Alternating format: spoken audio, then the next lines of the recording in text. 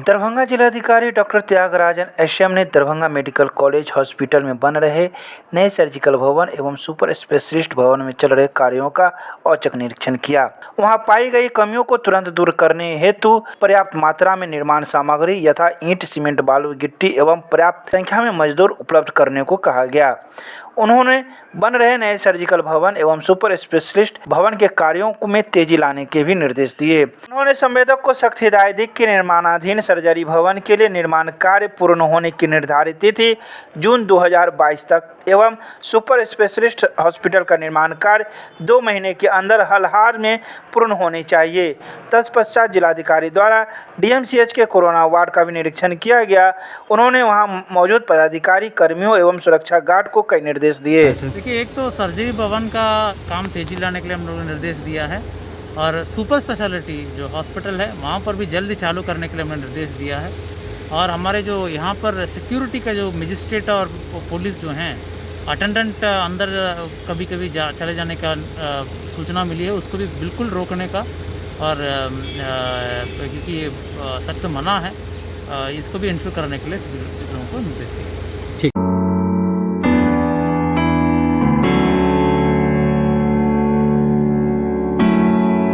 Darbhanga city SP Ashok Prasad आज शहर भ्रमण के दौरान चौक चौराहों पर तैनात पुलिसकर्मियों को कई दिशा निर्देश देते हुए देखे गए। शहर भ्रमण के दौरान वे यातायात थाना के पास रुके जहां वाहन जांच चलाया जा रहा था।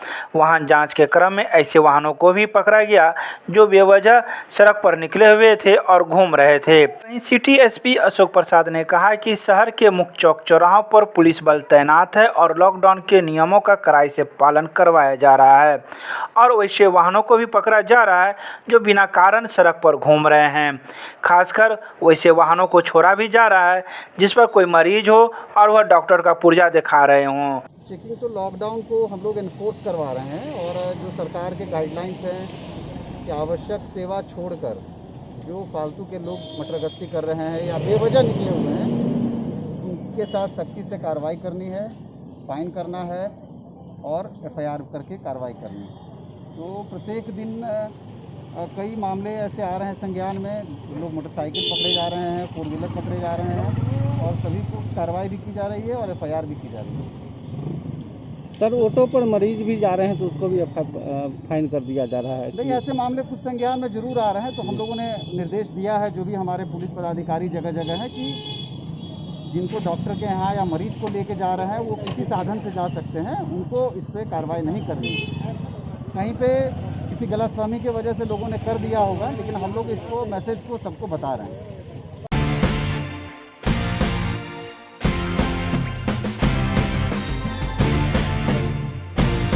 दरभंगा के विश्वविद्यालय थाना क्षेत्र के अंतर्गत बेला मोड़ पर की जा रही है सघन वाहन जांच अभियान।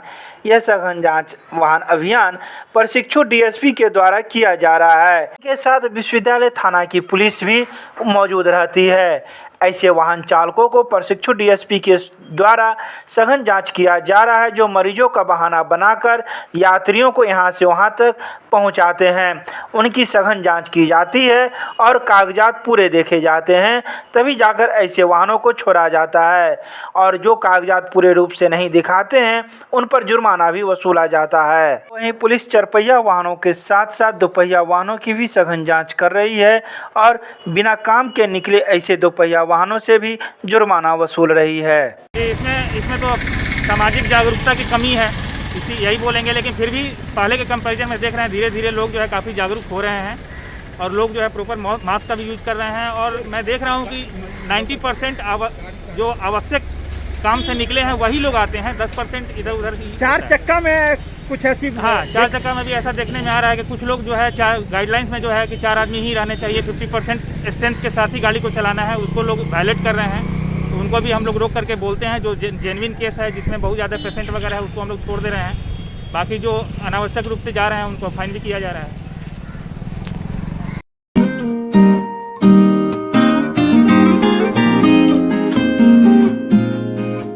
दरभंगा के सीएम कॉलेज के संस्कृत विभाग तथा अवलिंकन प्रतिष्ठान राजस्थान के द्वारा 25 मई को होगा अंतर्राष्ट्रीय वेबिनार का आयोजन। बौद्धिक शिक्षा एवं कोविड-19 विषय पर वेबिनार में जापान, थाईलैंड, हांगकांग व श्रीलंका आदि के विद्वान रखेंगे विचार। महाविद्यालय के प्रधानाचार्य प्रोफेसर विश्वनाथ झा की अध्यक्षता में आयोजित कार्यक्रम का कुल सचिव डॉक्टर मुश्ताक अहमद करेंगे उद्घाटन। इस वेबिनार में मुख्य अतिथि के रूप में विश्व बुद्धिस्ट मिशन जापान के अंतर्राष्ट्रीय अध्यक्ष भंते मेघाकर रवि तथा मुख्य वक्ता के रूप में बुद्धिस्ट स्टडी सेंटर हांगकांग विश्वविद्यालय के प्राध्यापक डॉक्टर दीपेन बरुआ अपने विचार व्यक्त करेंगे।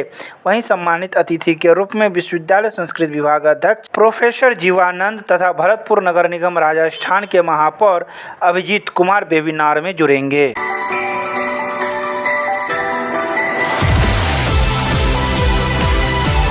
दरभंगा के अम्बेडकर सभागार में जिलाधिकारी डॉक्टर त्यागराजन एसएम की अध्यक्षता में जिला आपदा प्रबंधन प्राधिकार की विशेष बैठक आयोजित की गई, जिसमें मुख्य रूप से दरभंगा जिला में कोरोना संक्रमण से मृत शवों के निष्पादन में हो रही कठिनाइयों को देखते हुए जिलाधिकारी के द्वारा बताया गया कि अमेरिका की संस्थान फेडरेशन ऑफ इंडियन एसोसिएशन द्वारा दरभंगा के कबीर सेवा संस्थान के सहयोग से एक विद्युत गैस शवदाह गृह की स्थापना किया जाना है। उक्त प्रस्ताव को प्राधिकार की समिति द्वारा अनुमोदित किया गया। यह शवदाह गृह बीओ शमशान घाट की भूमि पर बनेगा।